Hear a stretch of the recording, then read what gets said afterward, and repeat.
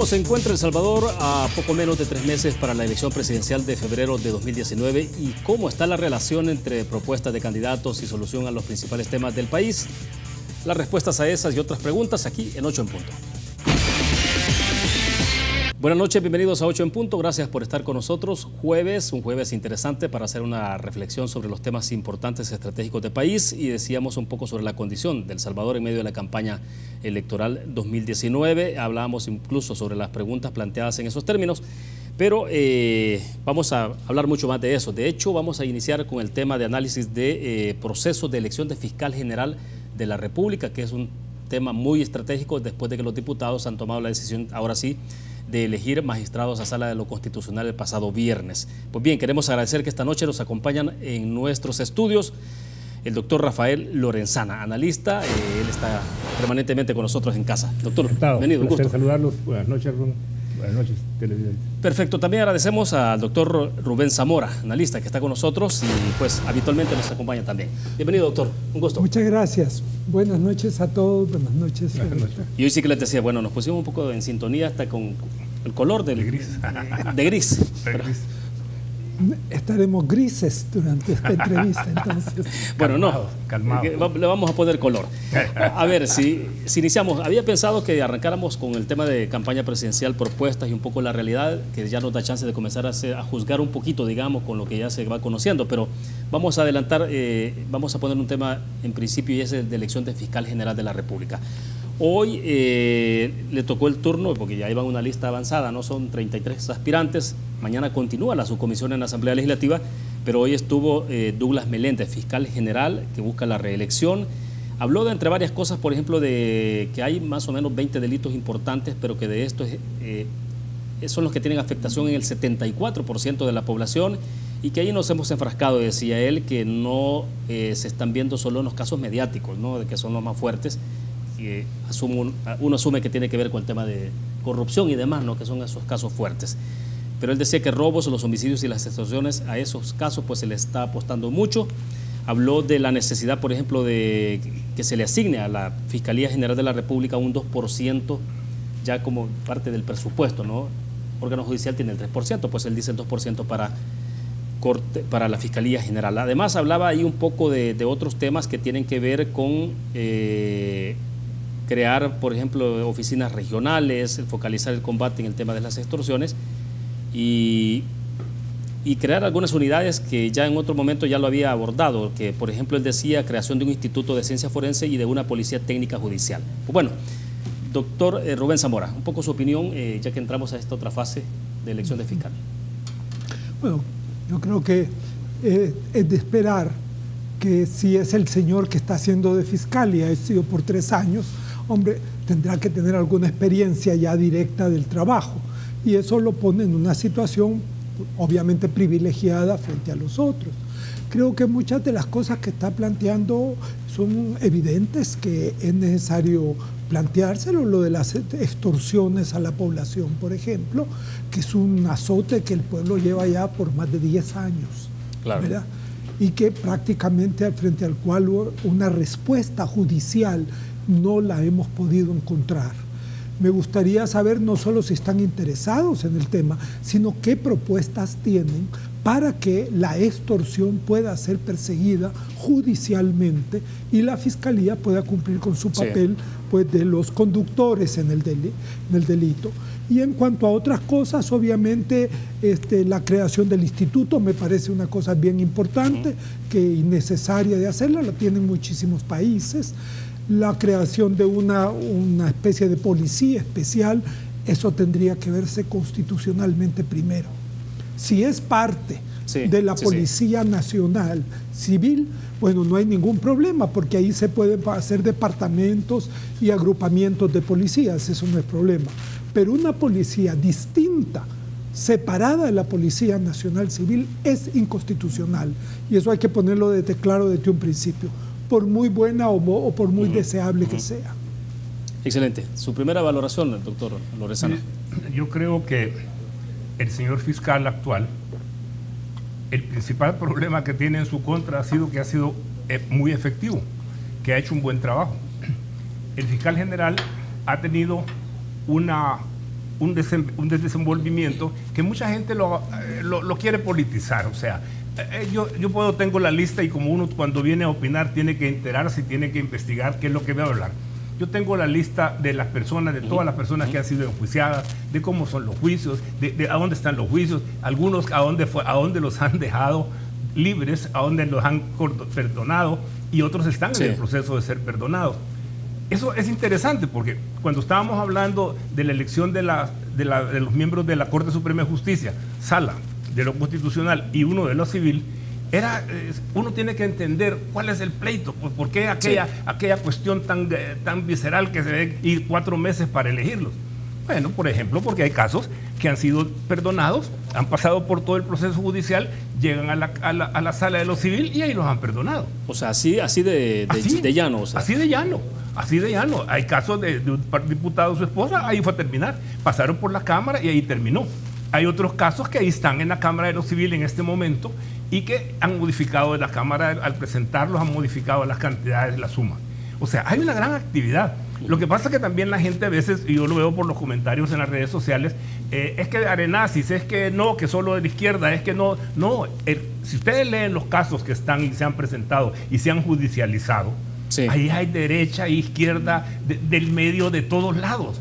Porque el principal denominador, el denominador común de esto es la corrupción, no es el partido político al cual pertenecen los corruptos. Han habido en todos los partidos. Entonces, cuando usted ve esa situación y uno dice, bueno, y entonces, veamos para atrás.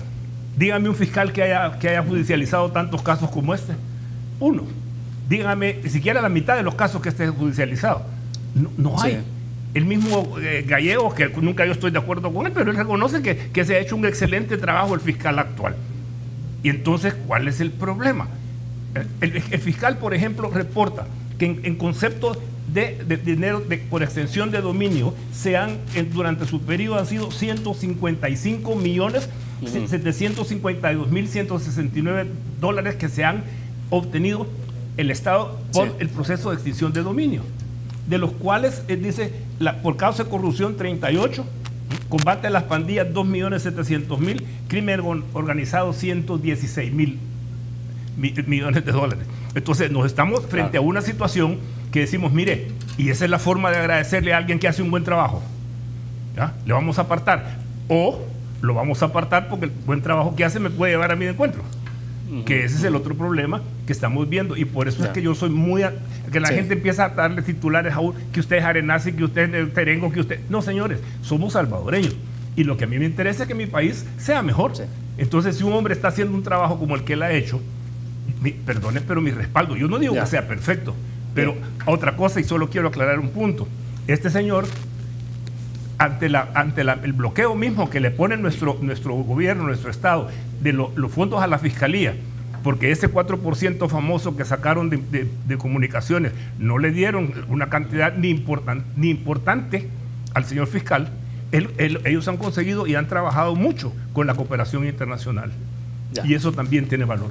Nos quedamos en el punto, vamos a la pausa. Cuando regresemos sí me interesa saber un poco la opinión de ustedes, porque bueno, el baremo que fue bastante vilipendiado en el proceso de elección de magistrados, ¿no? Y entonces, bueno, no le llamen baremo, pues, pero el proceso de evaluación, ¿qué evaluación se está haciendo? Si se conoce, por ejemplo, cuáles son los parámetros para poder ir evaluando, porque tienen que evaluarlos, ¿no? Para eso la entrevista. Entonces me comentan ustedes cuál es la opinión de cómo debe hacerse o cómo se estaría haciendo. Vamos a la pausa, regresamos.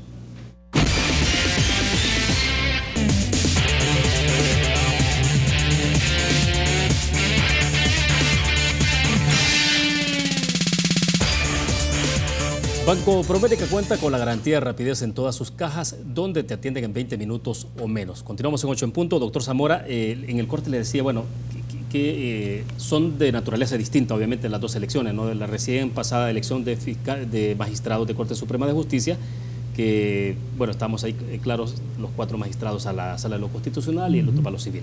Pero en este caso de elección de fiscal general de la República es uno. Entonces, ese tipo de negociaciones en Asamblea Legislativa, ¿cómo se perfilan? Bueno, eso depende de qué arreglo hayan tenido. Como usted recuerda, en esto de las elecciones de segundo grado en general, fiscal, de derechos humanos, etcétera, y la Corte Suprema de Justicia, allí hay siempre, la tradición ha sido que lo primero que se hace es reparto. O sea, se ponen los partidos y decir, bueno, te tocan a ti tantos y todo. Esta vez era claro el primer reparto. Y eso va de acuerdo a la representación más o menos aritmética de Asamblea Legislativa. Y era claro, sí. Había que elegir a 5, 2 para Arena, que los puso Arena, 1 el FMLN, lo puso el FMLN, 1 el PCN y 1 Gana. El problema fue el de Gana, que estaba proponiendo un candidato o una candidata que era bastante inaceptable para todos los demás. Y de propietario. Y al final llegaron a ese acuerdo. Le dieron de la Sala de lo Civil a otro de ellos y la señora se quedó de suplente, como para no arruinar la cosa. Pero otras veces no. El negocio en la Asamblea a veces es la negociación de futuras elecciones. Y, por ejemplo, en la elección... Entonces es imposible desvincular todo el tema de elección de magistrados con fiscal no estoy general. seguro si esta vez está. Sí. Pero yo recuerdo cuando fui diputado, ¿verdad?, haber sabido de que habían negociado los 5 magistrados, pero además, para arreglar el arreglo, para completar el arreglo de los 5, le iban a dar uno más a otro en un cargo que venía después de elección. ¿Ves? O sea que eso es una especie de los grandes defectos de la Asamblea Legislativa. Y en esta discusión de que desfilarán 33 aspirantes a fiscal general, ¿será que entonces ya están los dados cargados? O digo, porque también se está cuestionando el hecho de que no tienen un procedimiento en términos de evaluación. ¿Cómo se va a evaluar finalmente? Pues eso es lo que se le ha señalado siempre a la Asamblea. Y se lo hemos señalado, no hay una ley de elecciones de segundo grado. Y además una ley en la que la presencia de la sociedad civil tiene que ser legalizada completamente. Porque los diputados tienen que acordarse de algo, que antes que diputados son representantes del pueblo. Pero el magistrado Carlos Avilés, el mismo día, una vez fue juramentado, cuestionó el baremo, cuestionó... Me parece a mí una barbaridad hacerlo. ¿Verdad? O sea, ¿por qué se oponen a algo que es obvio que tiene que hacer la sociedad civil? Es más, deberían de ellos ir a preguntarles, si yo soy representante de, lo que tengo que hacer es primero enterarme de mis representados, qué les parece, que sí, que no, para poder entonces tomar una decisión. Pero aquí, como las decisiones no se toman con los representados, sino que se toman con las cúpulas partidarias, entonces hay la tendencia a excluir a la sociedad civil, lo cual creo que es un error grave. Y en una ley que algunos hemos propuesto ya para las elecciones de segundo grado, tendría que ser un elemento constituyente del proceso legal. Sí. Para Douglas Meléndez puede ser una ventaja o desventaja el hecho de que ya fue fiscal o está ejerciendo como fiscal. Es y no es. En política no hay desayuno gratis, como dicen nuestros amigos. Hay cosas de ventaja, la experiencia la tiene, es el que más sabe de lo que le están preguntando, pero también hay un récord que se presta, por ejemplo, para decir concretamente, venir a decir que ha conseguido 30 millones de evasiones y de delitos, cuando sabemos que solo uno tiene un cargo puesto por el fiscal de más de 300 millones y el otro que anda huyendo tiene un cargo de 400 millones y solo han recogido 30, perdóneme, es muy poco. ¿Ve? Eso en vez de ayudarle creo que no le ayuda, mejor no lo dijeran, francamente. ¿Ve? Entonces, allí donde ve que hay cosas que no son de ventaja porque le pueden, si llega alguien que nunca ha sido fiscal, que le van a escrutar su pasado nada más, pero no su capacidad de ser fiscal. No hay escuela para ser fiscal que pueda presentar su título de fiscal general de la República. Doctor Lorenzana, ¿no debería haber una especie de un prefiltro y no una lista, por ejemplo, 33? De repente parece, pues sí, como es tan abierto, obviamente, y que también puede ser un tema de legalidad o no, pues, o sea, tampoco la restricción puede ser como muy legal, pero el tema es... el perfil de la gente que puede aspirar a esto, cualquier abogado, llena requisitos y va. Sí, mire, yo no creo que eso sea grave el problema. El problema creo que es más grave son la falta de parámetros para elegir a la gente. Ese es el gravísimo problema, porque si usted tiene parámetros es como dice, bueno, yo quiero ser candidato a presidente de la República, tengo que tener Sí. Bueno, igual tiene que ser los requisitos para ser un fiscal general de la República. Eso es una cuestión, como dice Rubén, no lo han querido hacer, no quieren hacer una ley y de procedimiento, sobre todo, de cómo sean las elecciones de segundo grado. Por eso estamos en el problema que estamos. Si al final, lo triste para mí, es que estamos viendo las cosas desde el punto de vista partidario, no desde el punto de vista país. Cuando usted me viene a decir, yo no cómo voy a estar defendiendo una posición, ni a la señora ni la conozco, pero si cuando la evalúan todas las organizaciones que han presentado su evalúo y su currículum, y sale la señora que es la última de los 30 y la quieren poner de número 4, entonces uno dice, mire, aquí que algo está pasando, pues. ¿Qué estamos buscando aquí? ¿La gente más idónea o el chero, el amigo, sí, el que me haga el favor? ¿Y el caso del fiscal entonces en qué puede terminar? Y bueno, el caso del fiscal, usted tiene un caso. Mire, hemos pasado cuántos fiscales. Inclusive hay uno que está ahí queriéndose repetir. Y yo le digo, mire, por favor, ¿verdad? ¿Qué no tenemos? Si no, ahí tenemos por lo menos los diarios para ir a darnos cuenta que estuvo ahí y no hizo nada. Ahora vienen y se quieren, inclusive algunos, como digo, se quieren repetir. Otros que no tienen posiblemente los requisitos y los van a evaluar. Pero cuando tiene un fiscal que le ha dado éxitos, que le ha dado, como dice Rubén, tal vez no se ha recolectado toda la plata, pero es que tampoco, es que Tony Saca se metió toda la plata a la bolsa. Ahí está repartida en un montón de gente.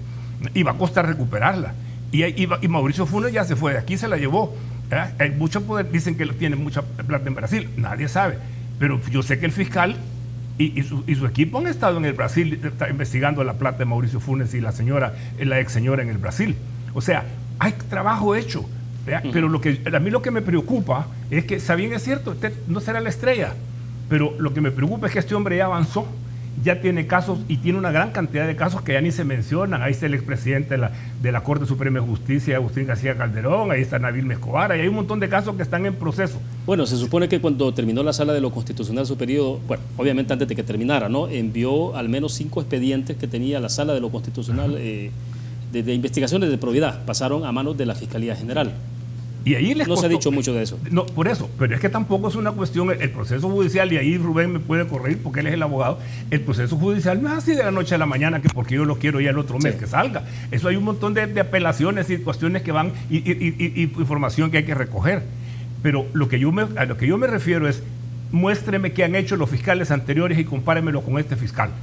Y a mí, vuelvo y repito, lo que me da temor es que después vengan y de repente se perdieron los expedientes, se engavitaron los expedientes y aquello no salga a la luz pública como ha salido en esta oportunidad. Si una persona hace un buen trabajo y la Constitución lo permite que se reelija, ¿por qué razón tenemos solo que reconocer, sí, hizo un buen trabajo, pero pongamos a otro? A usted si le tocara le da el voto a Douglas Meléndez. Yo definitivamente creo que ha hecho un excelente trabajo. ¿Y usted, doctor Zamora? ¿Votaría, no, si fuera el caso, votaría? Yo no estoy a favor de nadie en este momento porque si yo fuera diputado y tendría que tenerme acerca de todos y para ver si ahí sale alguien que es mejor o no mejor o que tiene mejores posibilidades, etcétera.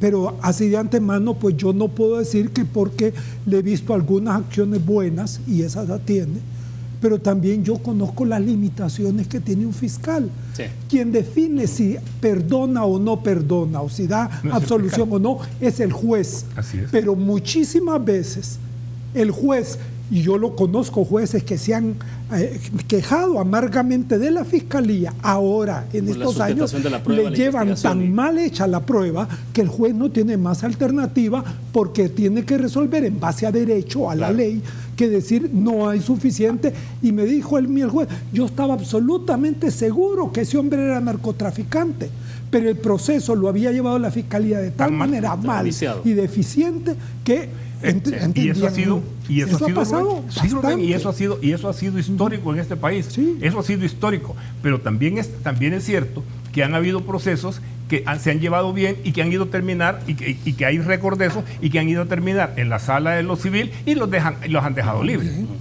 en la corte. Entonces, no, para mí el punto está no es, Rubén, de darle el voto a ciegas a él. Yo estoy agradecido de lo que él ha hecho. Creo que lo que ha hecho es bastante bueno. Sí. Y te voy a dar un caso. Por ejemplo, el caso de... Rápidamente, que tenemos que hacer la pausa, doctor. Bueno, si quieres hagamos la pausa. Entonces regresamos para que nos explique ahí y nos desarrolle. Seguro, vamos a una pausa, volvemos.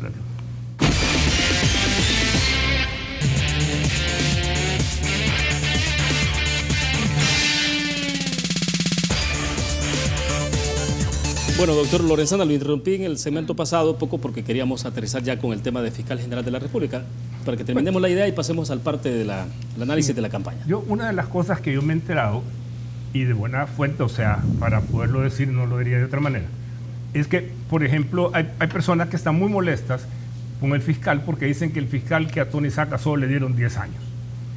Lo que pasa es que por ejemplo yo que me he tenido que investigar porque no soy abogado, investigar qué es lo que pasa en ese tipo de asuntos, lo que sucede es que cuando hay mucho dinero de por medio y hay muchas instancias que el sistema judicial ofrece, no vaya a ser que alguna distancia ahí pudiera haber sido un juez o una cámara o algunos miembros de la cámara o inclusive la sala de los civiles. Cualquiera, como se han visto en otros casos, era un riesgo llevar a Tony Saca y compañía hasta los últimos, hasta el juicio, a seguir todo el juicio, para que le dieran 35 años, 40, lo que fuera. Entonces, como en otros países se hace, y aquí la ley lo permite, se hicieron negociaciones para poder obtener la cantidad de fondos que se tiene que obtener o que se supone se va a recuperar, y la confesión de Saca para que pagara los 10 años, si es que lo va a pagar, no sé. Pero de todas formas es una condena y es una admisión y está de su delito. Claro, eso nunca lo habíamos logrado y eso tiene valor. Por ejemplo, Mauricio Funes ahora está diciendo que si nombran a este fiscal, le reeligen, que él va a sacar la basura que tiene sobre ciertos diputados de los que voten por él.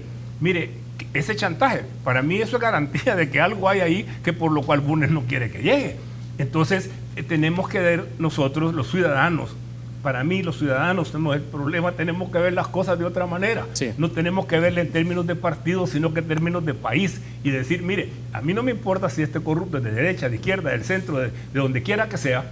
Yo lo que quiero es luchar contra eso porque me está robando el fruto de mi trabajo, de los trabajos de todos.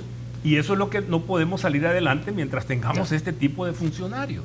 Bueno, excelente. Pasemos al otro tema. Doctor Zamora, la parte que tiene que ver con el desarrollo de la campaña, ¿qué sería? Un poco más de 3 meses y quizás en tiempo efectivo es menos lo que hay para que estemos en elección, ¿no? Porque las últimas 2 semanas de diciembre ya son prácticamente de salida, ¿no?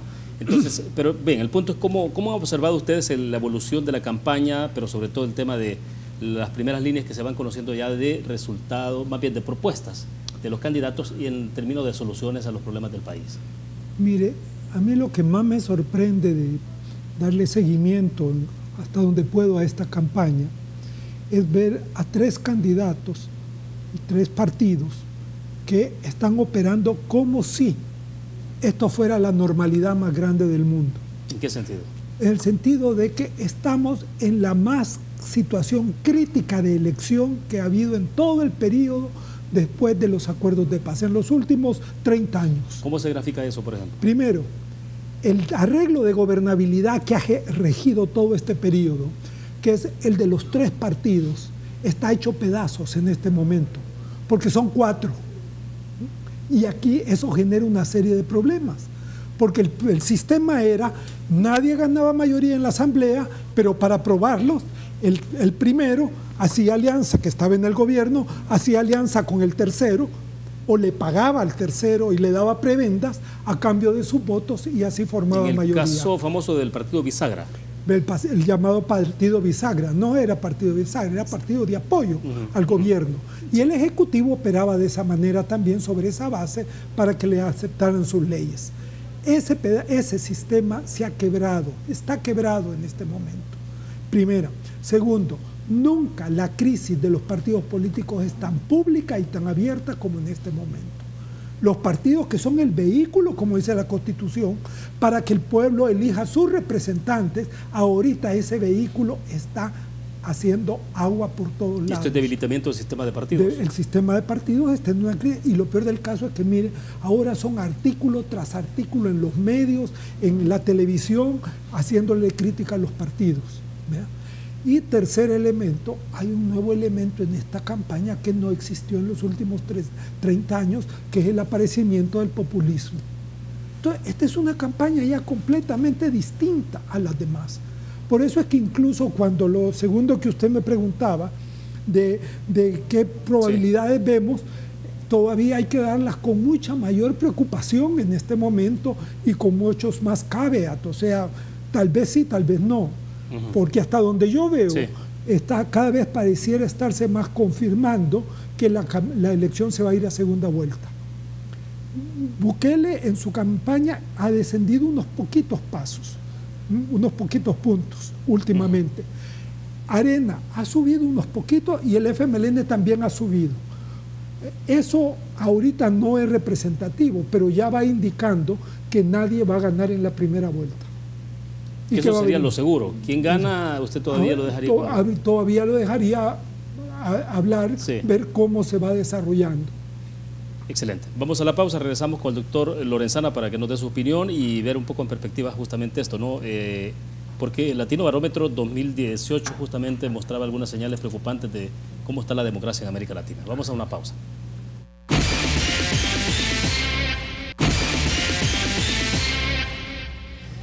Bien, aquí estamos entonces tratando de cerrar la entrevista, el tiempo ha avanzado muchísimo, pero bueno, la confianza en los partidos políticos, doctor Lorenzana, justamente a propósito del tema de ejercicio de democracia, la preocupación que hay en Latinobarómetro de cómo están esos indicadores, Venezuela es la que tiene, quizás algunos dicen porque añoran mucho la democracia que la perdieron, entonces casi el 74%, pero El Salvador está en el otro extremo con el 11%, un poquito 23%, si no mal recuerdo el dato, aquí lo tengo, pero la confianza en los partidos políticos, doctor, El Salvador aparece en la última posición con el 6%, Uruguay es el que está en la máxima con 21%.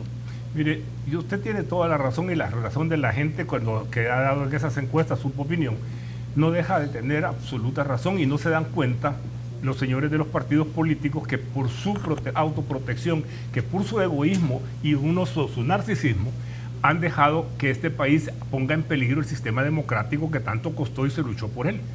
La cantidad de gente que murió durante la guerra, con razón o sin razón, que sabían o no sabían, lo que usted quiera, pero este país luchó por tener un sistema democrático y desafortunadamente lo han hecho pedazos. ¿Qué es lo que nos está pasando ahorita? La gente necesita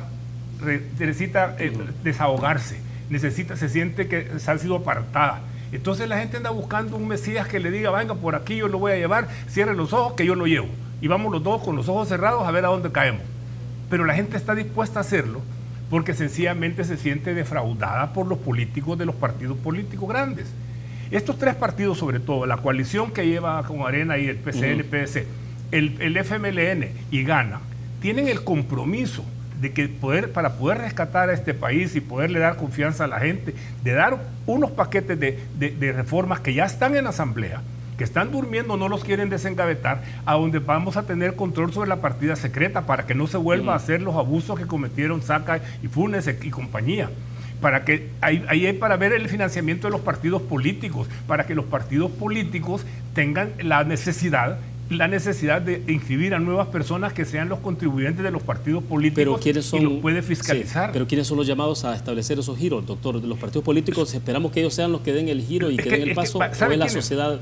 La sociedad debe presionar, pero lo que deben de hacer ahorita los candidatos son, porque los candidatos están jugándose una carta muy, muy importante ahorita. ¿Qué es lo que pasa? La gente no quiere ir a votar, punto uno. Y la gente que no quiere ir a votar por los dos partidos grandes, que son los que tienen no solo la experiencia, y tienen la mayoría de gente, porque también hay que ver con quién se gobierna. Uno cuando tiene que ver, usted va a comprar o va a manejar una empresa y usted quiere saber quiénes van a ser los ejecutivos que le van a manejar la empresa. Pero aquí no se conoce a nadie, con el caso del señor Bukele. El Arena y el FMLN ya han tenido experiencia, quiera que no tienen gente con la que pueden gobernar. Entonces uno tiene que empezar a ver su país. Y su país, para mí, si lo queremos rescatar, tenemos que empezar, que la gente tiene que llegar a inscribirse en los partidos políticos y presionar porque la Asamblea Legislativa nos dé las leyes que ahí están, las han publicado. Han dicho los partidos políticos, Arena, tenemos un paquete de reformas anticorrupción, preséntenlo, sáquenlo. Y si lo mete el frente, pues el frente que sea responsable. Pero lo que nosotros necesitamos es darle certeza a la gente que lo que nos pasó con estos gobiernos no va a volver a pasar. Es muy difícil controlar eso, porque somos las personas. No son los partidos políticos, son las personas. No toda la gente que esté en Arena es ladrona, no toda la gente que esté en el frente es ladrona, ni los que están en Gana. No es cierto, pero hay gente con corruptos que se usan para protegerse, y si no, miren lo que se ha tardado la sala, y si no, ya va a ver cómo va a ser la negociación del fiscal. Bien, quiero cerrar con usted, doctor Zamora. ¿Quién salva entonces el sistema? sistema, bueno, yo no tengo una percepción tan caótica del sistema. O sea, todavía tenemos o sea, como una serie de elementos se puede salvar o no. que hay que defenderlos, Sí. que son de institucionalidad democrática. Aquí hay separación de poderes, ya. Aquí ha habido control constitucional y queremos que siga habiendo control constitucional. Aquí en la cuestión de derechos humanos ha mejorado mucho respecto al pasado. Aquí hay un acceso al documento público que antes no existía. Sí. O sea, todas estas cosas que forman parte de la democracia es lo que tenemos que defender ahora. ¿Esto qué implica? Ver dónde está el problema. El problema político está ahí.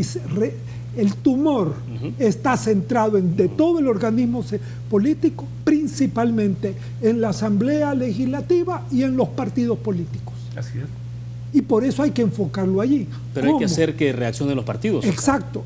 Por eso mismo, porque si eso tiene que verterse en leyes, en definitiva. Sí. Por eso es que yo creo que es necesario que la sociedad civil empiece a movilizarse en torno a esa problemática. Que abandonemos ya la idea solo de condenar a los partidos políticos y decir que no son malos y todo eso, y decir que se acaben los partidos políticos. No.